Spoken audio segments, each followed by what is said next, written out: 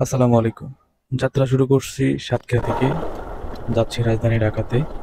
সাতক্ষীরা বাংলাদেশের দক্ষিণ পশ্চিমাঞ্চলের একটি প্রাকৃতিক সৌন্দর্যের ভরপুর জেলা, যেখানে মায়াবী নদী, সবুজ মাঠ, বিশাল সুন্দরবনের অংশবিশেষ এবং ঐতিহ্যবাহী গ্রামীণ জীবন এক অপূর্ব মেলবন্ধন তৈরি করেছে। এখানকার প্রকৃতি আপনাকে মুগ্ধ করবে নিমেষেই। সাতক্ষীরার সৌন্দর্য হলো বাংলাদেশের প্রাকৃতিক সম্পদের এক জীবন্ত উদাহরণ।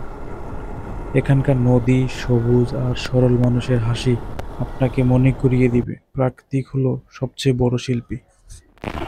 চলে আসছি পাম্পেতে। যাত্রা শুরু করার আগে ট্যাঙ্কিটা ফুল করতে হবে। এই তেলের পাম্পটি হচ্ছে সাতক্ষীরা শহরে ওঠার আগে। আরও সামনে আসতে হবে। আচ্ছা, ঠিক আছে, ওকে। এখানে আমি একটু দেখতে ভুল করছি। আমি ছিলাম হচ্ছে পিছনে অকটেনের ইয়াতে। এটা কি পেট্রোল? বন্ধ করেন, বন্ধ করেন, বন্ধ করেন। এটা অকটেন না?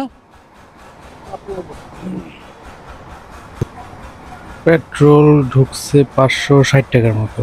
এখন ওনাকে বন্ধ করতে বললাম, বাকিটা বললাম যে অকটেন দেন। বাকিটা অকটেন নিলাম। আর আমার জানা নাই আসলে, তখন বুঝতে পারি নাই যে অকটেন আর পেট্রোল যদি আমি একসাথে নিই কোনো প্রবলেম হবে কিনা। যদি কোনো প্রবলেম হয় এটা পরে বুঝতে পারবো আর কি।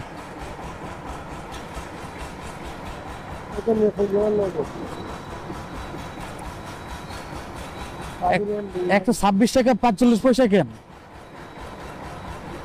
45 পয়সা বেশি কেন? ঢাকাতে 126 টাকা। ঢাকাতে ঢাকা খুলনায় আপনার ডিলার পয়েন্ট ডিপো পয়েন্টে আপনার বাড়তি লাগান।